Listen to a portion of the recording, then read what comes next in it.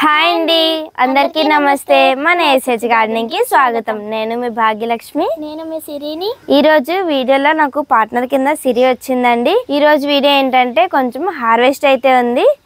ఇంకా ఏంటి హార్వెస్ట్ కొనే చూసేద్దాం. మరి ఏంటి, ఇక్కడ 2 ఆనపకాయలు చూడండి, ఒకే దగ్గర భలే వచ్చాయి కదా. 2 ఒకే సైజ్ లో ఉన్నాయి. ఈ ఇయర్ ఆనపకాయలు మాత్రం భలే వచ్చాయండి, రౌండ్ ఆనపకాయలు. ప్రతి హార్వెస్ట్ కి కంపల్సరీ ఒక ఆనపకాయ అయితే ఉంటుంది. ఈ మడుల్లో పెట్టడం వల్ల ఆనపకాయలు అయితే భలే వస్తున్నాయి. 2 ఆనపకాయలు.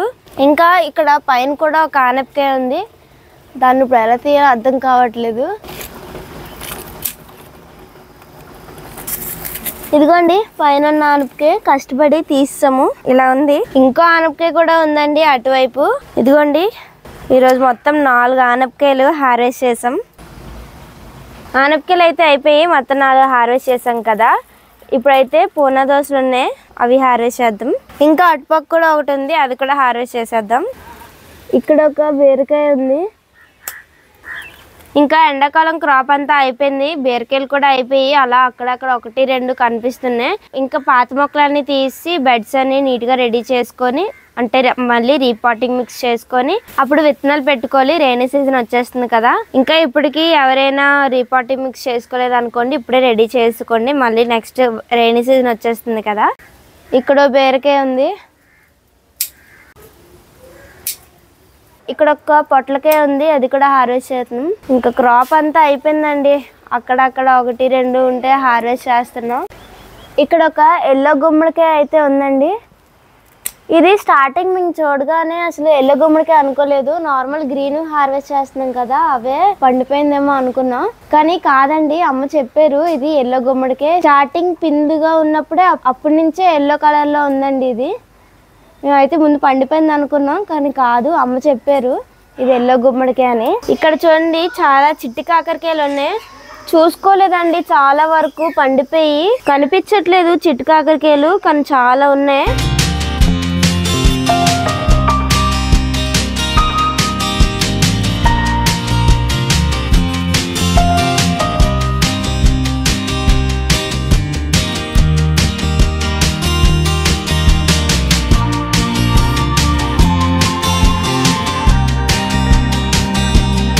ఇదిగోండి మొత్తం ఇన్ని వచ్చాయి.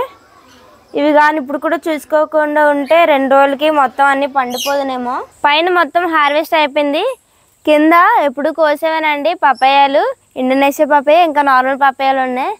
ఇవి ఉండండి పైకి వెళ్ళిపోతున్నాయి, అసలు తెంపడానికి అందట్లేదు. ఇవి ఎలా తెంపాలో అర్థం కావట్లేదు, చాలా పైకి ఉన్నాయి ఇవి. ఇక్కడ కొన్ని ఇండోనేషియా పపాయాలు ఉన్నాయి, కొన్ని కాదండి ఎక్కువే ఉన్నాయి. ఇవన్నీ హార్వెస్ట్ చేసేద్దాం.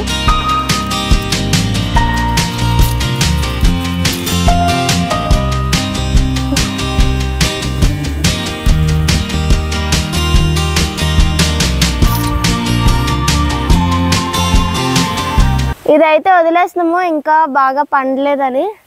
మొత్తం 5 హార్వెస్ట్ చేసామండి ఇండోనేషియా పపాయాలు.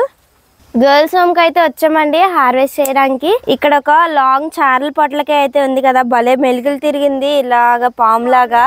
ఇంకా ఇక్కడ కొన్ని కనకాంబరాలు అయితే ఉన్నాయండి, అవి కూడా హార్వెస్ట్ చేసేద్దాం. ఇంకా ఈ మడిలో మొత్తం కనకాంబరాల మొక్కలే పెట్టామండి.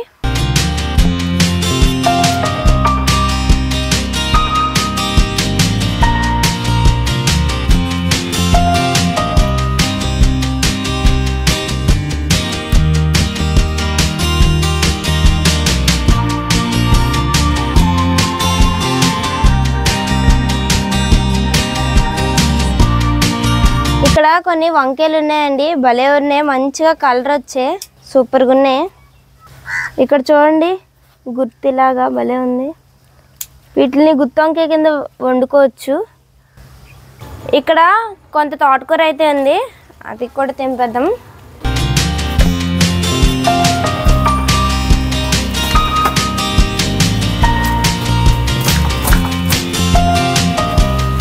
మొత్తం ఇంత తోటకూర అయితే వచ్చిందండి, చాలా ఫ్రెష్గా ఉంది.